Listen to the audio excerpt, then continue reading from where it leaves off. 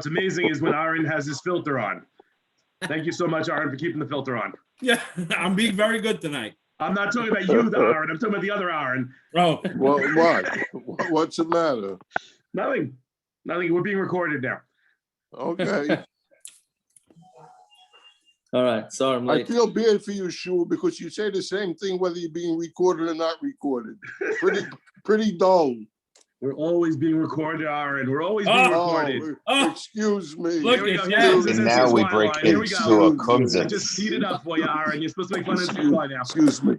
It's getting close Aaron, to the NCS. He has to say it's getting close to the NCSY dinner. He has to become religious. That's the Litvische Taniya here that we have.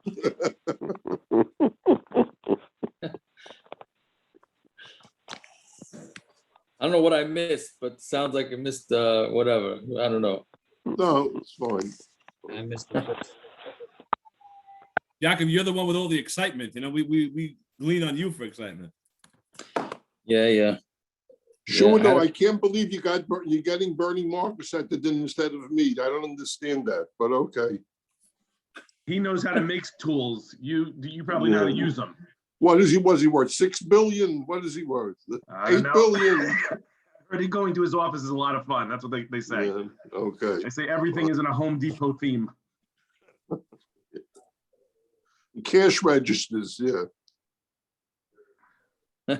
Okay, yeah, it's Dr. Gemara, yeah. Well, we're up to, right? That's what we got up to. Bayra of Papa. Where are you coming from? Yes.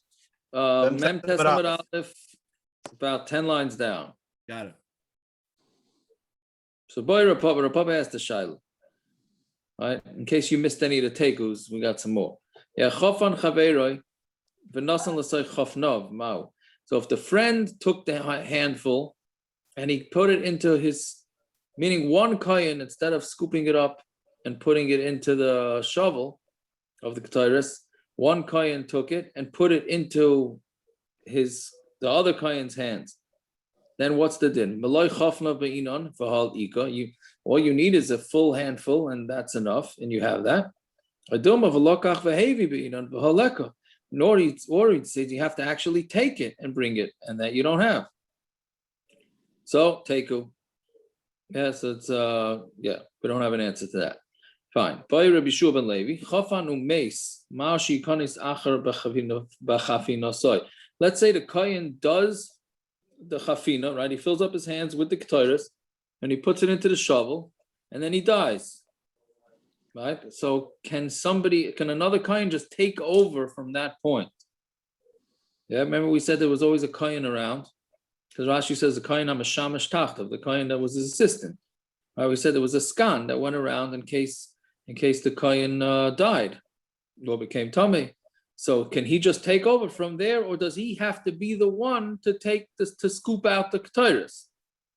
I mean, the last shiloh we left by a teku, whether the kohen has to be the same, whether one kohen can hand over to the other kohen. So here, when we said teku, but here it was done by a kohen who was the kohen gadol, but now it's going to be taken over by a different kohen. So do we look at it like the same way that two kohanim involved, or do we say no, that it's one kohen?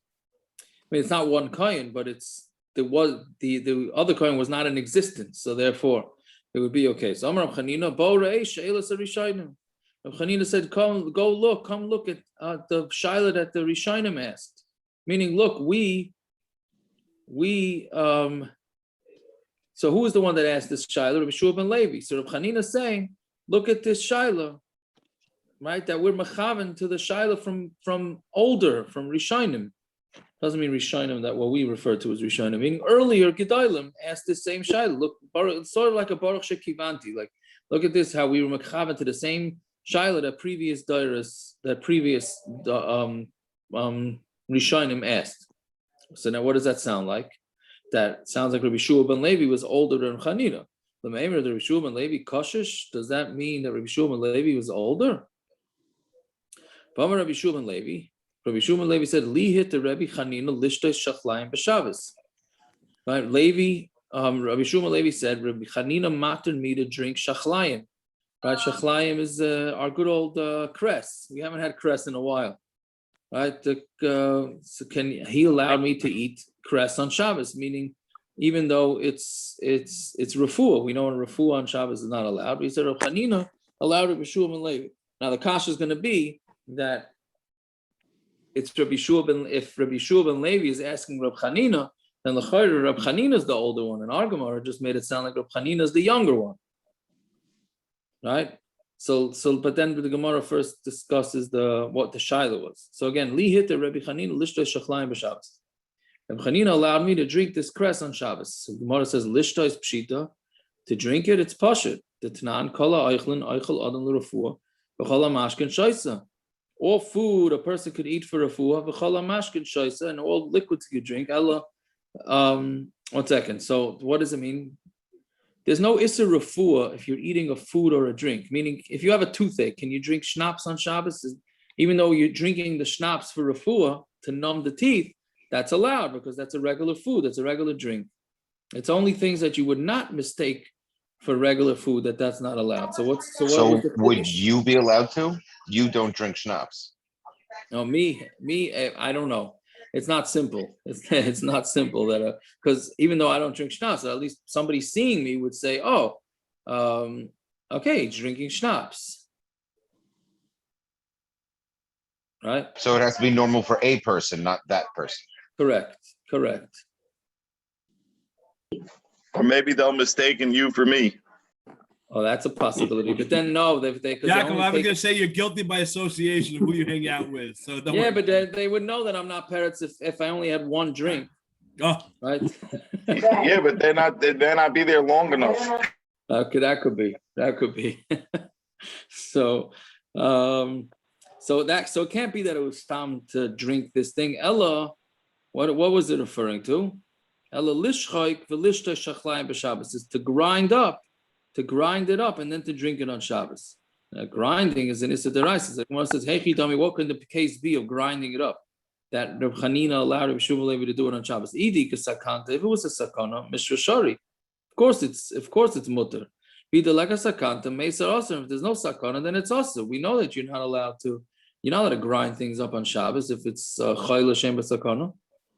So the Gemara says, "Lo'ilam dika sakanta." Really, there was a sakana. Hachi kamibai, like this was the shaila. Mi masya denechel allow shabsa. Does this thing even help that you should be machal Shabbos for it? So really it was a sakana. But then the shaila was, maybe this thing doesn't even help. Maybe it's not therapeutic. If it's not therapeutic, so why should we be machal Shabbos for it? Right? That was the question. Mi masya denechel allow shabsa. Is it even therapeutic that we're going to be machal Shabbos on it? Oiloi or not? Oiloi masya. I'm sorry, or it's not going to help. And we should not be mechal Shabbos. Fine. So then the Gemara says, "Umay shno Reb Chanina." And why did Rabbi Yehoshua Levi ask this child to Reb Chanina? Because Reb Chanina was a baki in health, in healing. Damar Reb Chanina, me'olam loy shalani adam al makas preda. Preda levana v'chaya. He says, nobody ever asked me about a makkah from a white horse or a white mule and lived. So you see that he had some sort of medical knowledge. That people asked him questions. So nobody ever was kicked by a white mule that ever lived. So people obviously asked him questions. So that's why Rabbi Yehoshua ben Levi asked Reb Chanina question about whether you could use that particular this shachlayim on, he could be machal Shabbos with shachlayim, or it doesn't even help. So then the Gemara says, what are you talking about that somebody gets kicked with a white mule that he doesn't live? We see people live that got kicked. So you say ema v'chayas. Maybe it doesn't mean that they live. It means that the wound would get healed. Right? He never saw anybody get healed from it. Someone says, but we do see people that get healed. So, no, it's specific to white mules, right? That have red. What do you call it? Sorry, talking about red mules. How does it go again? Sunken in hu v'chivar resh krayu. It's a red mule with white feet. That's the one that he doesn't. That's the one that you won't get healed from. But other than the other ones, you would get healed from. Okay, whatever it is. So what does this have to do? So whatever it is, if you see in this whole thing, that Yeshua and Levi asked Reb Chanina, so Reb Chanina must be the older one, right? Why? Now, I don't Because he understand knew, that. Why? Because he knew. Why? Because he knew medical. Is that Yeah, right? that's why he was asking him, because he Maybe knew he Reb was Chanina knew younger and he medical knew things. medical. Huh? Maybe he was younger and he knew medical. Right. Well, even without medical, maybe he was younger and he asked him a shayla when he was younger. Right? Rashi Bavarns that shallow. Correct. Rashi says right. he wouldn't So have called Rashi- it Reb Chanina. Correct. What? So Rashi says he would not. If Rashi says it must be that he was older, because otherwise he wouldn't have referred to him as Rabbi Chanina. Says, you see, it's a very interesting Rashi. Rashi says, "V'lo derech in Rashi shmamino." It's if anyone knows, it's like 10 lines up. If you go into the Rashi, it's up like 10 lines. It says, "V'lo derech hazakenim loimer ala bachurim Rebbe." Right? No, but that wasn't the derech for elders to call younger people Rebbe. Ella li hitter Chanina haya omer. Claim li omer Chanina shirufu. He would not have referred to him as Rebbe. Right? Rebbe would only be referred to as somebody older. Right? Which is an interesting thing according to Rashi, because then the raya is not that he asked him a question. The raya is how he phrased that he said it over in the name, right? See, Rashi's just as Zev, Rashi's asking your kasha. Who says you can't ask somebody younger a question, especially if he's a medical expert, right? So Rashi's saying because he called him as Rebbe. It's not a raya from the story. It's a raya. Correct, right? That's what comes out according to Rashi. The raya is not from the story that he asked him. The raya is the way he referred to him as. Everybody agrees to that? I don't know. There's other pshatim too, but I don't remember them now. But anyways, fine. So Elos, whatever it is, he clearly was older. So how is it that Reb Chanina said that Reb Shmuel Levi was older? Ela hachikamer. This is what he meant to say. She'elasan kishe'ela shal rishayim. Right? Meaning Rabbi Shua ben Levi, saying Rabbi Shua ben Levi's shaila is the same shaila as me. Right? Meaning he was, instead of him saying that, oh, we're mechaven to the older generation, he's saying, oh, look at the nachas, the new generation ain't so bad. Right? Instead of like what do rabbis normally do? We say, the new generation, they don't know what it is. And now here, this one, he's saying, no, look at the new generation. They ask the same kashas that we asked. Right? Fine. So that's the way we do it. But now the Gemara is going to say, go on to whether Reb Chanina Taka said this. Right? Umi Omer Reb Chanina Hachi? Did Reb Chanina really say this din? Right? That he was meaning he wasn't really saying anything. It was a kasha, right? If again, what was the kasha? If the kohen gadol dies after doing the chafina, right, after picking up the handfuls, and then he dies. So his shaila was: does the new kohen have to take his own handfuls of ketores, or can he just use the old kohen who died? So the Gemara says, did Reb Chanina really say this question? Right? V'amar Reb Chanina, bepar. It says in the Torah that he has to go into the Kodesh HaKadoshim with a par. Rashi says, right? And not and not with the blood of the par. Right? Meaning, what does that say? That the kohen gadol has to be the one that's going in has to be the one that shechts it. Right? The kohen, you have to go into the Kodesh HaKadoshim with the par and not just the damah shel par. Meaning you have to be the kohen gadol going into the Kodesh HaKadoshim has to be the kohen who shechted the par, and that's the blood from his par. Not if he died, right? If he died, the kohen gadol after shechting it, you can't just give over the blood to a different kohen gadol to bring it in, right? So that was the din by par. And what about? So what was the order? The order was first before he did the shechita of the par, he had the ketores. He scooped up the ketores. So Reb Chanina says the ketores that he scooped up before the shechita of the par, loy asav loy klum, is nothing. So that means he has to bring new ketores. So what do you see? The Reb Chanina holds that the kohen gadol has to be the one to pick up the ketores. It doesn't work to give it over to another kohen. Zakuri asked his shaila. Right, Chanina clearly holds that it has to be the same kohen who's going to be putting the ketores into the kodesh HaKadoshim has to be the one that puts it into his hands. So hachikamer, meaning he has to be the one that scoops it up. So then we're changing, we're saying the different pshat. Hachikamer, if Rabbi Yehoshua ben Levi is asking if the second kohen gadol is meaning the one that took over, is whether he's allowed to use the ketores, must be that he holds that a kohen gadol who died, the blood from the par that he shechted can be used, right? Because otherwise, why would he have any shaila about the ketores? Right, and what he held is the question that the previous generation, it's not the previous generation, but the earlier ones asked, which we're going to see on Amud Beis, what they asked, right? So the bottom line is the question was, the bottom line is do you need the same kohen to lift up the ketores and bring it into Kodesh HaKadoshim, or could even go to a second kohen? So my Havi Allah, so Gemara says, okay, whatever it is, who said the question, what the question was, the bottom line, what's the din? What's the din? If a kohen scoops up the ketores and then he dies, does the new kohen, the second kohen, have to go scoop up his own ketores, or can you just take the ketores from the previous kohen gadol? So Amar Papa, right? If you hold that he has to do chafina, meaning he takes a handful and then he goes and he does it again, then then his friend could go in and take his scoopful, his handful, and you only need to do one, meaning the second kohen can use the first kohen. So Why would he do it twice? What's that? We'll get in a second. Very good. Because you were mekayim the chafina, and he ain't chayfen v'chayzer, and if you don't go back and do the chafina, then tibaylah, then you should have a question.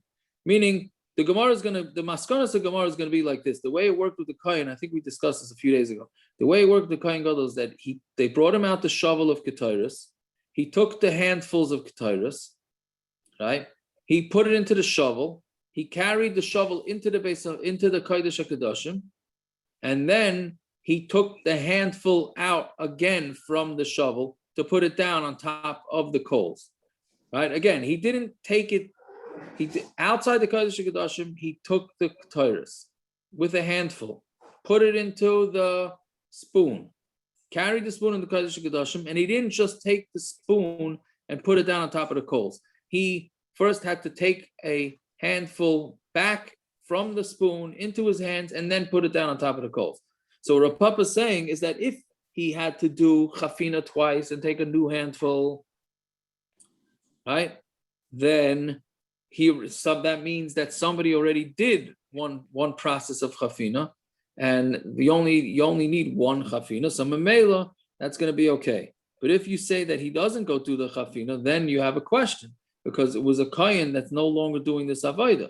Meaning this new kohen is going to do the chafina in the Kodesh HaKadoshim. He's going to take his hands and he's going to pick up ketores from a spoon, right? But if you hold it, you don't do a second picking up of the hands, right? In the Kodesh HaKadoshim. So then you have a shiloh. This kohen who's actually putting the ketores on top of the coals is not the one who took the ketores, who's not the one that picked it up. So you'd have the shiloh.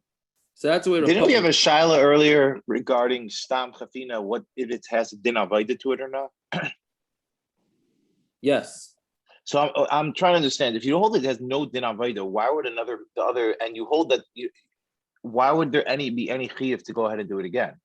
There's no din avodah. You have the amount, and go ahead and if it's not meduma mamish to kmitza, then why can't you have the amount that you need? Go ahead and burn it and do the real avodah. Why would it matter? Why would this whole shiloh come up? If there's no din avodah to chafina, why would it matter whether one kohen's doing it or not? Well, why would this whole shiloh come about? On the side that the chafina is not a din Well, avodah. I know, but if you still have to try and do it the way it's supposed to be Why? done. Why? It's done. It was done by somebody. Why does it have to be? It's not like a No, din, because it's not like a din kabbalah of dam. It's nothing. It's not like kamitza. It's nothing. the pasuk says velokach. No, It was says velokach. lakach. Why does it need to be done by that kohen? It's not a real din That's avodah. no, that's the shiloh. Does it have to be done by that kohen? I understand, but if you empowered to Shiloh earlier, I think it was a buyer of Papa that it has no din avodah. Why would it matter? Meaning, why isn't that totally in the Shilohs we had earlier? Which That shiloh was one of the which shilohs. which If it's shilohs that we ma'akev. had earlier? We had a That is- Shiloh if Chafina has a din avodah or not. Oh, so you're saying the chafina, whether it needs to be taken, that shiloh? Right. Yeah. Is that very good? That's Tosis kasha. Tosis with the chafina in between the fingers. That Yes. shiloh? Well, Very good. I mean, that's No, Tosis kasha. I was asking Stam. I think we're Papa asked the Shiloh if it has a din avodah. I wasn't asking between the fingers. I was Stam saying, Because if that's it where it has. came up. That's where it came up. That in between, which we didn't understand that either. Like why in between the fingers is not considered a lakicha, right? But that's Tosis asked that kasha. It's sort of like an intim tzaloima. That's the way Tosis says it. Anyways, okay, but it's a very good. So now, okay, so Rav Papa is saying that it's all going to be tali in. Do you need a double chafina? Why you need a chafina? We'll get to that in a minute, David. About why would we need to do a second one? So Rav Papa is saying if the second chafina is going to be done by the kohen gadol in the kodesh HaKadoshim, then that's fine. That chafina is enough. You don't need to do both chafinas. One is enough. So on the first wide line, some of the Rav Huna Brei, the Rav Yeshua, the Rav Papa, Adarabah. It's the opposite. If the kohen gadol has to take a handful and then go back and take another handful, then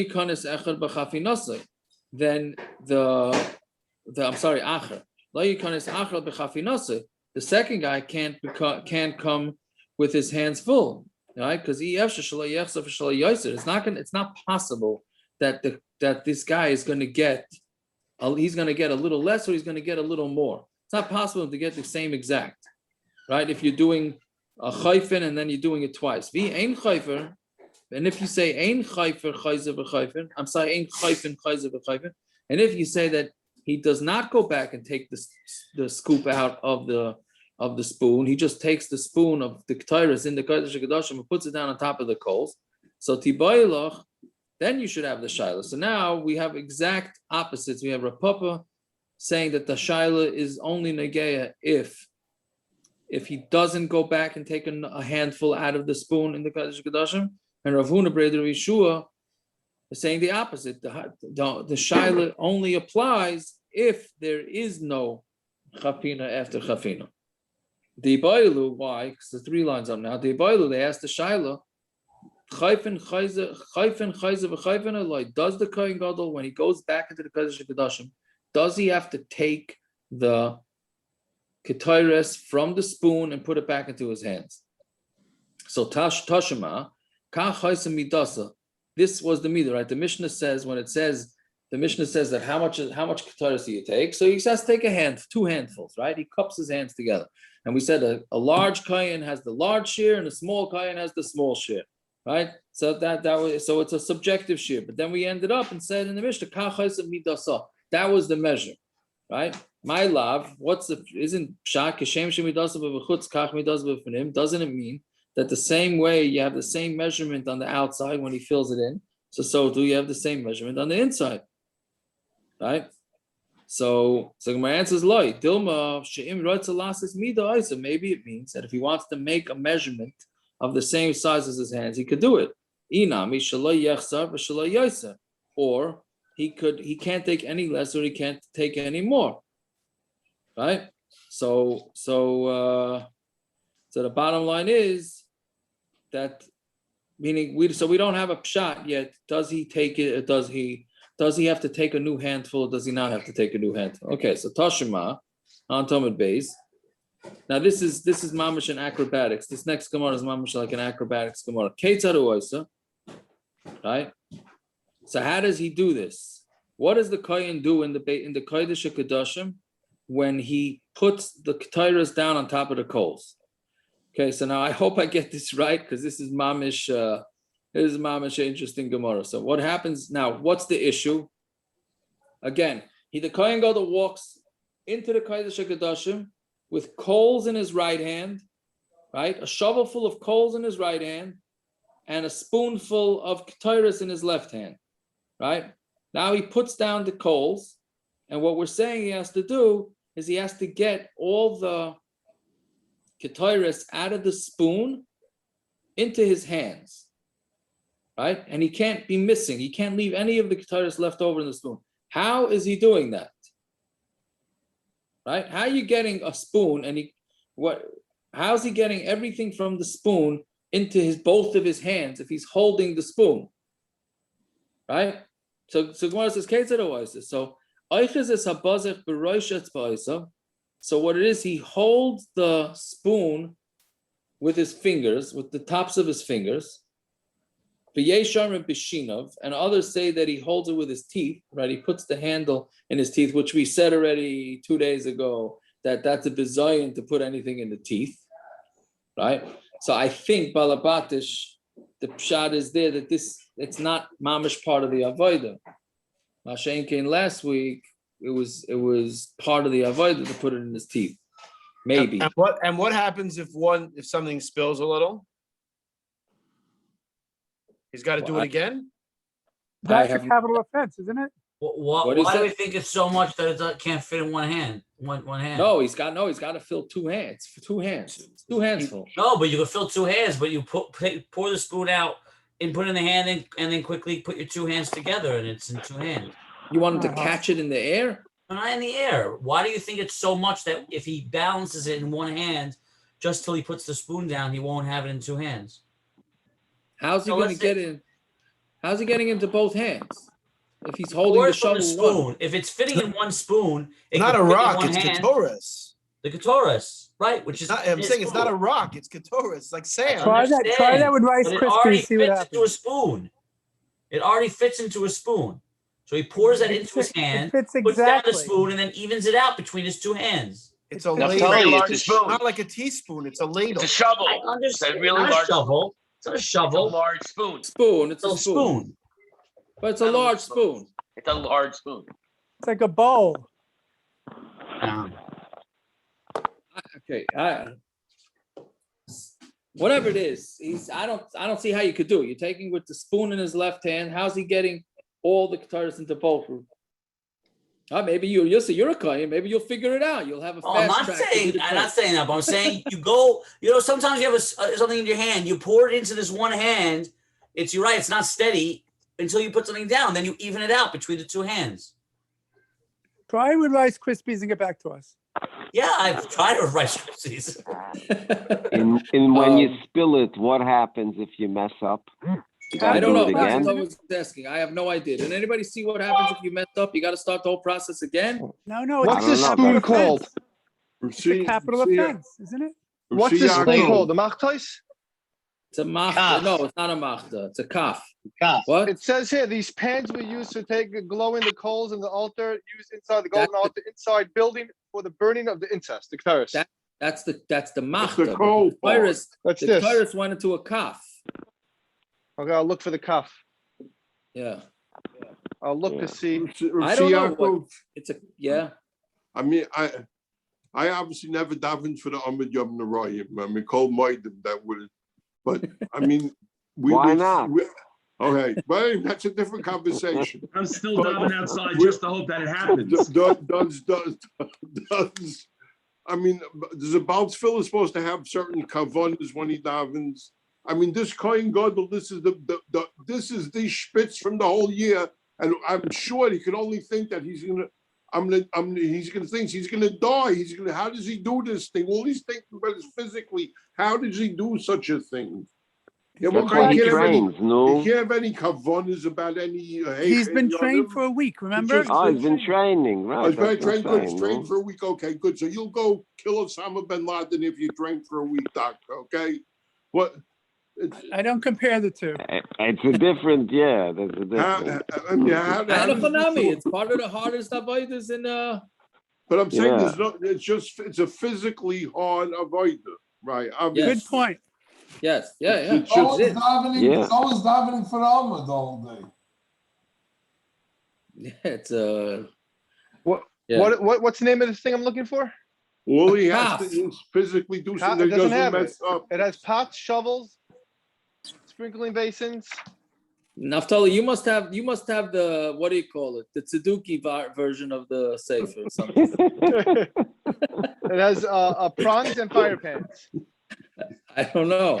I don't know what to tell you. Maybe you're in the wrong So, Byron, Masechta. how does that compare with the Chazan's biggest avoider is trying to skip out on a few ayayays and the Tzibur keeps holding him back? Yeah. Anyway, okay. So again, so Eiches is a bazet b'roisha tzvayis. So he holds it on the top of his fingers. V'yeshar and b'shinav. Some say with his teeth.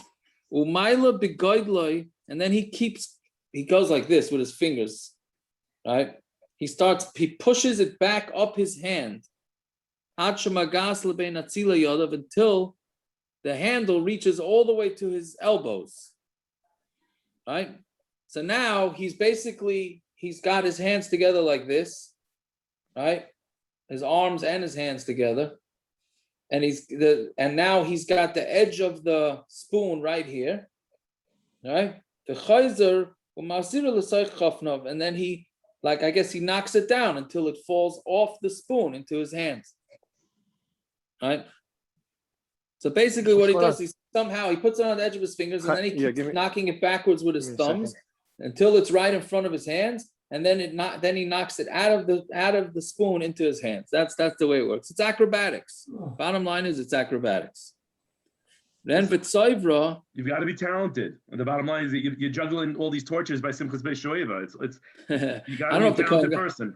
Yeah, I don't know if the kohen gadol was the one juggling, but yeah. It's a deacon more.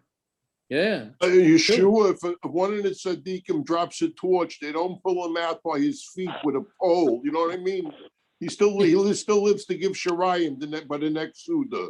Very good. So Rabbi, I he's don't so know. nervous that his hands are sweating and it turns into a paste. Yeah, but we don't honestly do we okay, parrots. I don't know about that, man. Okay. That's an interesting one. I don't know, Taka. What happens if his hands are sweating? And yeah, he's got to use rosin. That's all. It doesn't scrape it become all off. chametz. Don't worry. But Taka, did anybody see what happens with if he drops it? Yeah, I don't know. I don't remember seeing Isn't anything. it a capital offense? Doesn't he die? Is for it? Making any mistake?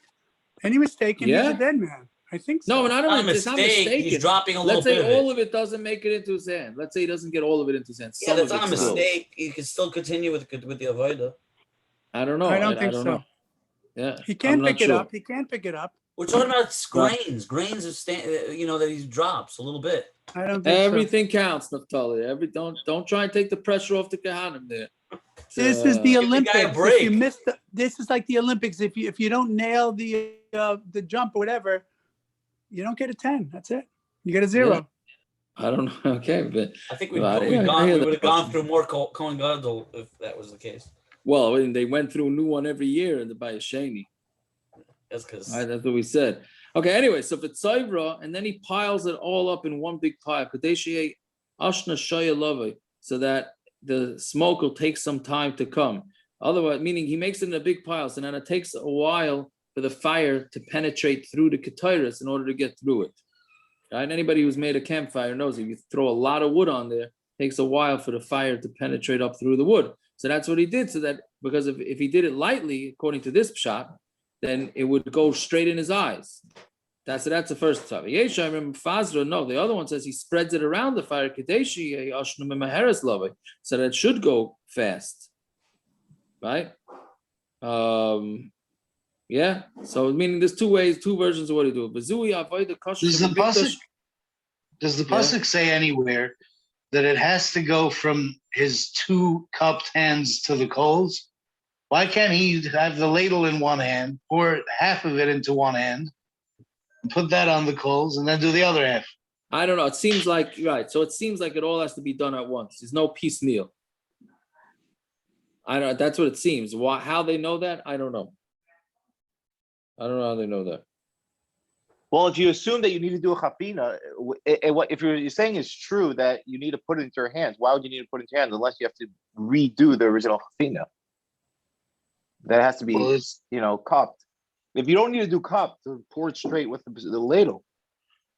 Well, there's two things. There's the measurement and from the hands. He has to do avodah biyad. That he has to do anyway. Where does that come from? If it seems, where does that come from? That has to do avodah biyad. Why? I don't know. I'm saying this side that we're saying it has to be chafina. It comes from chafina. That's why you have to put it back into the hands because you need another chafina. Without that, why would I have to put it back into the hands? Just take your ladle and pour it onto the coals. Because any avodah that can be done by hand cannot be done with a cleat. They take the blood and throw it. I'm just saying, why does it need to be done that way? Can't be done by hand. Okay, so who says it has to be done by hand? This can be done by hand. Otherwise, it's a chatzitza. If it can be done by hand, using a kli is a chatzitza. So fine, I get that he has to put it on the coals by hand, but it could still be that malay chafnov is just a measurement. Could be. I don't know. It's interesting that the Gemara doesn't say here any of this. It's leaving a lot of this out. I don't know. It's interesting. Gotta check the Rambam. Especially according to the second side here, but it's Befazra. Yeah, correct. Anyways, okay. So then the Gemara says, "Zui avoid the kosher mikdash." This is the most difficult avoid in the mikdash. The Gemara, we had this two blot. It goes Zuhi the sulai. This and nothing else. Va'ika malika. There's the killing the bird with the fingernail. Va'ika kmitza. There's also kmitza, which we said is also difficult. Ela Zuhi avoid the kosher shemei avoid this kosher mikdash. This is the hardest avoida. I'm sorry, this is part of the hardest avodas that do in the mikdash. Meaning, this is one of the hardest. Three. This is one of the hardest. Meaning, it's between these three. Those are the three hardest things to do in the base of mikdash. Whatever it is, you see from this whole. It changes the lashon. Here it says it is the hardest of the hardest. There it said it's one of the hardest. I know, but I think it means the same thing. Yeah.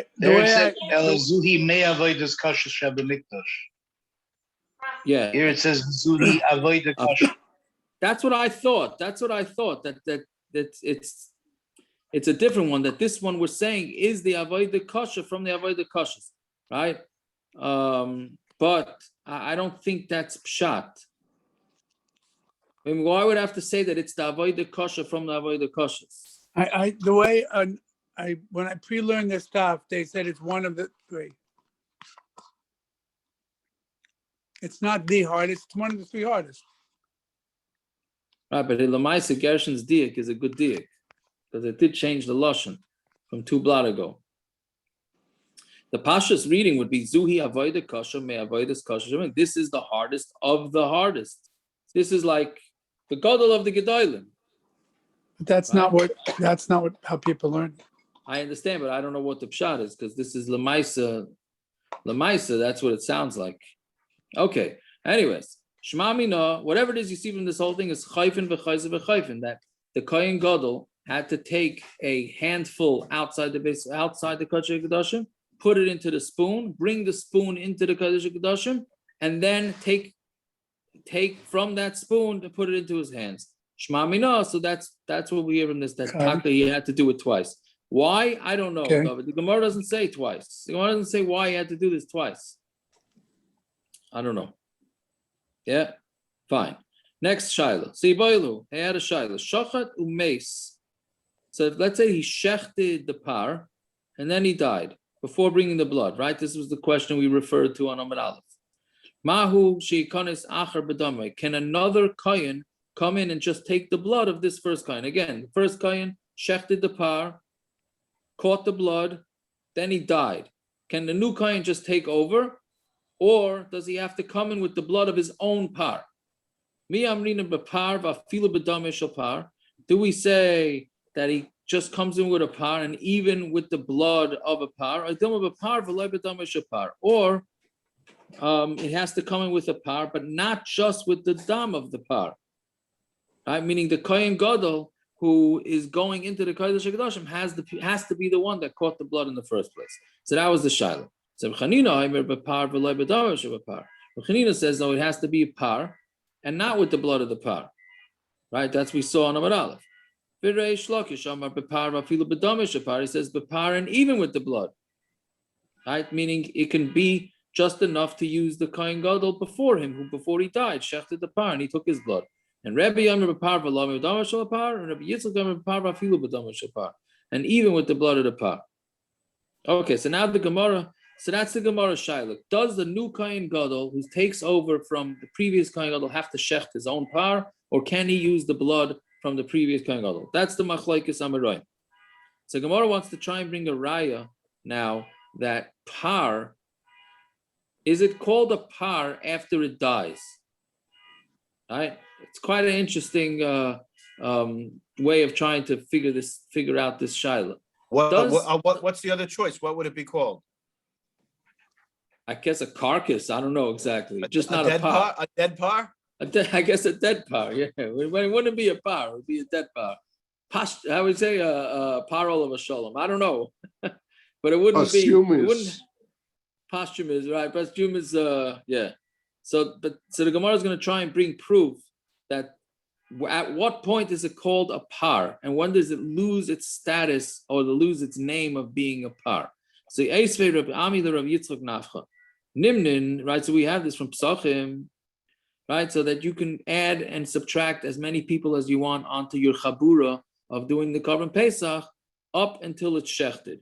So Nimnu Moishchenidain, you can count more people, or the people can back out, pull away their hands from the Korban Pesach until it gets shechted, right? So V'im Isa, and if it's true that it's still called a par after it's shechted, and memela it's called a seh, or what do you call it? Yeah, it's called a seh after it's dead. So then it should be, you should be able to continue putting people into the chabura or taking people off to the chabura until the zrika, not just till the shchita, because even after the shchita, it's called an animal, right? Yeah. So again, the whole point is when is it called a par even after it's dead? If it's called a par after it's dead, so then it's still considered a par for the kohen gadol to go inside the Kodesh HaKadoshim.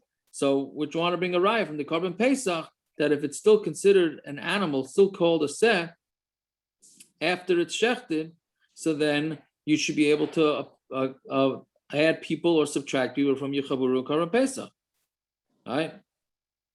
So then memela, you should be allowed to use the blood of the kohen gadol who died, the blood of the par that the kohen gadol shechted before he died.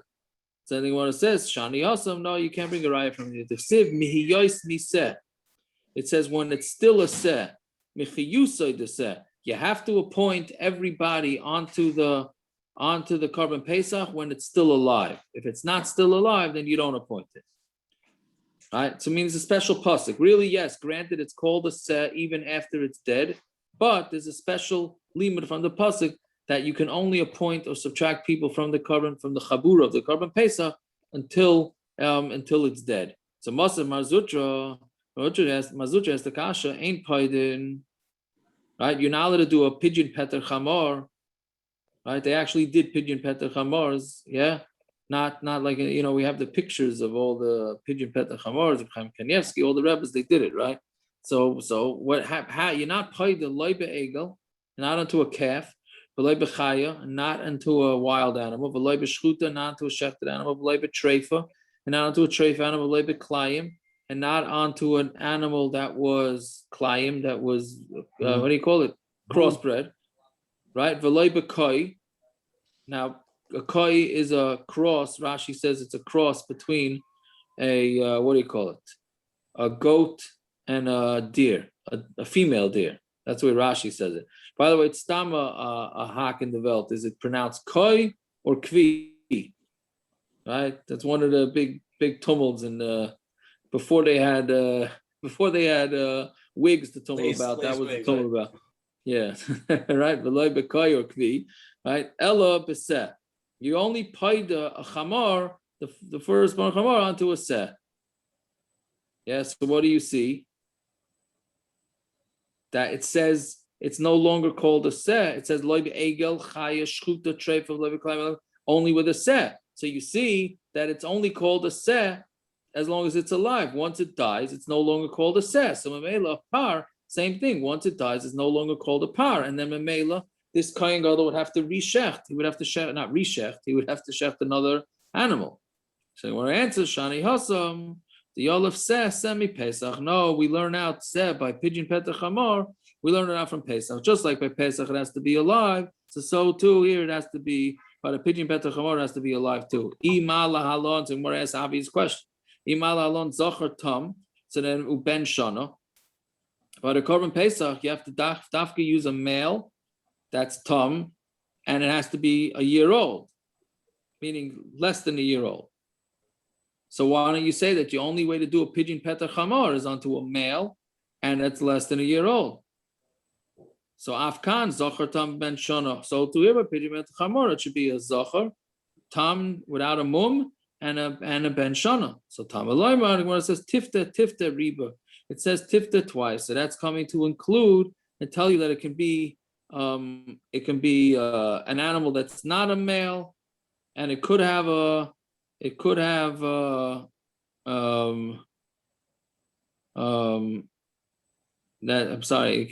be a female, it could have a mum, and it does not have to be in the first year.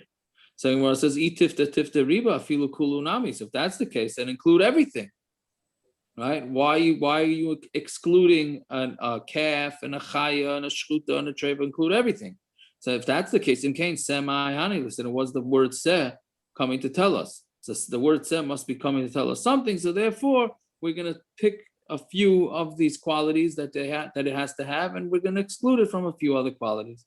So Gemara says on to the next number, the Eisvei Rav Yitzchak Nafcha, Rav Ami, so Yitzchak Nafcha has the kasha to Rav Ami, v'haitzi is kol hapar. And he has to take out the entire par, right? When the kohen gadol, if the kohen gadol, it makes a wrong psak, so he has to bring a par helam dover, yeah. So let's say, so he brings it. So after he does the shechita and the zrika and all that, he has to take everything out of the Beis Hamikdash and he has to burn it. So he has to take the whole par, right? So Mamela, it's dead, the par. But you see that it's still referred to as par, right? So the Gemara says, no, all it means by that is that Sheyotzi is kula. It doesn't mean that he's taking it, the par, it means that he has to take out everything. Right? He has to take everything that was the insides and the skin and all that, all has to be taken out of the Beis Hamikdash and burned outside Mechutz LaMachane. Right? Fine. So then the Gemara says, "Ves parachatos vesirachatos." It says a parachatos and sirachatos, right? When we said that those they're brought on Yom Kippur, right? And then they take the blood and they put it in the Kodesh HaKadoshim, right? Then they take out the whole whatever's left of the animal. They have to bring it outside Mechutz LaMachane and they burn it. So there too, you see that it's called a parachatos sirachatos, even though it's dead. When it's by the skin and the basar and the peresh is the, what do you call it, the insides of the animal, nobody disagrees that it's still considered a goat or a par even after it died. Kipligi bedam. The machlokes is what's the dam called? What is the blood of these animals called after it dies? I'm sorry, kipligi bedam. When they argue by blood, mar savar dam ikri par.